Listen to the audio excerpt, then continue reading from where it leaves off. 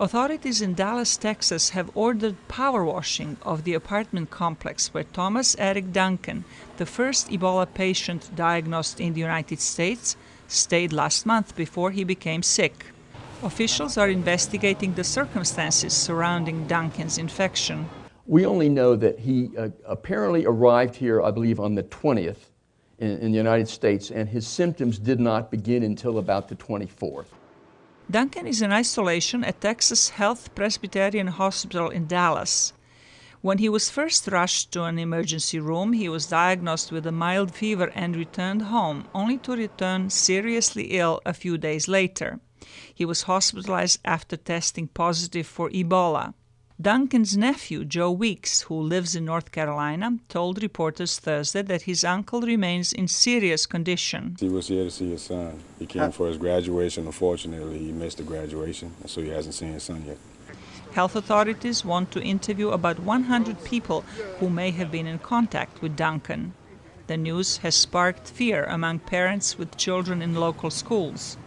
I'm trying to see what kind of safety precautions they're taking at the school for me to determine whether or not, my child is going to be able to return. The fear is not limited to Dallas. Microbiologist Gil Mobley protested at the Atlanta airport Thursday against what he sees as a lack of adequate precaution against Ebola. He says U.S. health authorities have underestimated the potential of importing Ebola cases to the United States. Once this disease consumes every third world country, as surely it will because they lack the same basic infrastructure as Sierra Leone and Liberia, it will devour these countries. And at that point, we will be importing clusters of Ebola on a daily basis. Liberia, Sierra Leone, and Guinea are among the West African countries hardest hit by Ebola. More than 3,300 patients have died since the outbreak started in March, nearly 2,000 of them in Liberia, where Duncan came from. Health officials say air travel does not play a role in spreading Ebola. Ebola is not an airborne disease. Ebola is transmitted by contact of sick person, and the transmission is done by the body fluid.